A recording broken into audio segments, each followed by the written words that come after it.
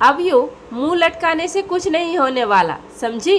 बेकार में बच्ची को इतना सुना दिया। क्या हुआ जो लड़के वालों ने मना कर दिया तो? सुरेश जी ने अपनी पत्नी रमा जी को कहा। मुंह न लटकाऊं तो क्या करूं? तुम ही बता दो। बोला था कि कुछ भी हो जाए हील की सैंडल मत उतारना, लेकिन क्या मजाल जो मेरी कोई बात सुन ले। खड़ी हो गई बिना सैंडल के और बता दिया कि मैं सिर्फ 4 फीट और 11 इंच की हूँ। ये कोई बात होती है भला?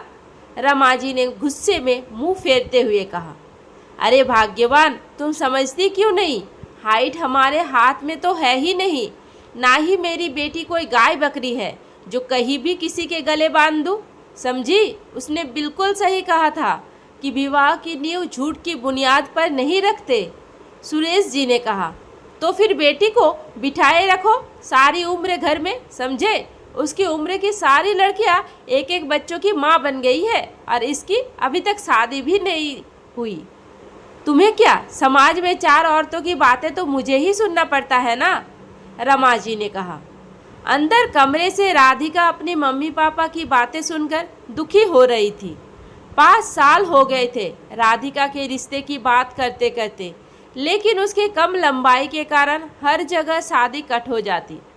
इन सब बातों का असर राधिका पर यह हो रहा था कि अब वो शांत और गुमसुम रहती।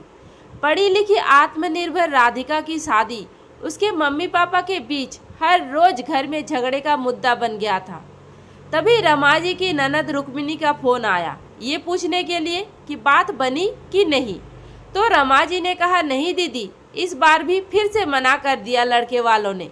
लोग कहते हैं कि माँ बाप लंबे हो तो बच्चे भी लंबे होते हैं, फिर हम दोनों तो लंबे ही हैं। फिर राधिका कहाँ से छोटी हो गई हाइट में? पूरा यूट्यूब और गूगल कंगाल कर लिया, सब कर लिया, लेकिन हाइट नहीं बढ़ी। अब क्या करूं? मेरी तो समझ ही नहीं आ रहा है। भाभी, मेरी जेठानी के भाई का लड़का तो है, लेकिन वो भी लंबा ही है। कहो तो बात करके देखूं, लेकिन लड़का आर्मी में है। अरे दीदी, लेकिन वो लोग क्या तैयार होंगे?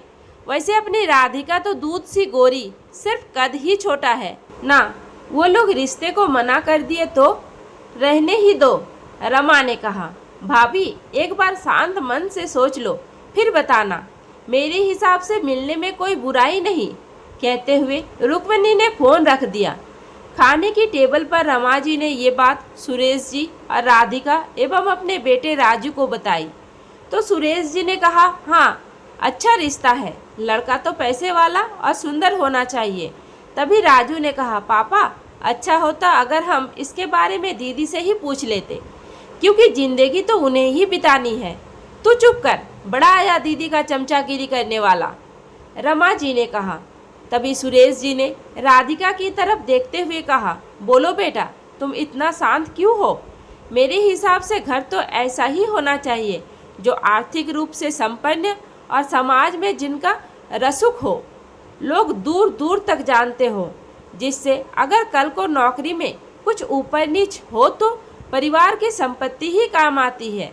आज पहली बार राधिका ने कहा, नहीं पापा, मुझे ऐसा ससुराल नहीं चाहिए जो रसूखदार और धनी हो, बल्कि ऐसा चाहिए जहाँ मेरा सम्मान हो, मुझे प्यार और अपनापन मिले। मुझे तो ऐसा लड़का चाहिए। रमा जी और सुरेश जी ने एकांत में एक दूसरे से बातें की और निर्णय लिया कि मिलने में कोई बुराई नहीं पसंद आया तो मना कर देंगे। अगले दिन बात हुई। 1 सप्ताह बाद लड़के वालों ने कहा कि हम लड़की देखने आ रहे हैं।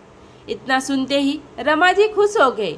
उन्होंने राधिका को कहा, कुछ भी हो जाए तुम सैंडल नहीं निकालोगी, तुझे मेरी कसम है। अगले दिन लड़के वाले आए। औपचारिक बातचीत होने के बाद सबने कहा, राधिका को भी बुलाइए, उनसे भी मिल लिया जाए। राधिका ने जैसे ही कमरे में प्रवेश किया, उसके पैर लड़खड़ा गए।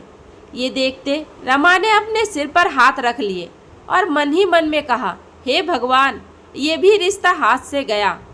5 फीट 11 इंच लंबा चौड़ा अमित जितना दिखने में सुंदर और आकर्षक था, उसका मन भी उतना ही सुंदर था।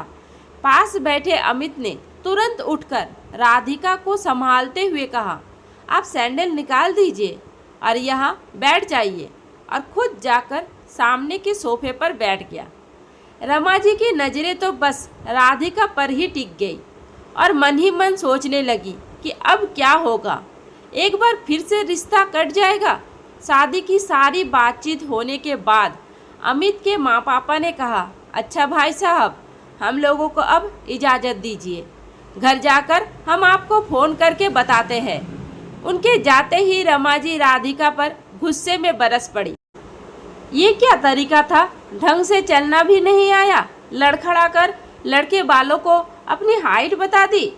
तभी उन लोगों का फ़ोन सुरेश जी के पास आया। उन्होंने कहा, भाई साहब, हमको लड़की पसंद है, बहुत बहुत मुबारक आपको, अब हम समधी बनने वाले हैं। सोचा घर जाकर बताऊंगा, लेकिन हमारी श्रीमती जी को जल्दी थी कि अभी बता दो, क्यों इंतज़ार कराना। जी आपको भी बहुत बहुत बधाई, सुरेश जी ने कहा। सुरेश जी ने रमा जी से कहा, मुबारक हो, आपकी चिंता दूर हो गई, उनको हमारी राधिका पसंद है।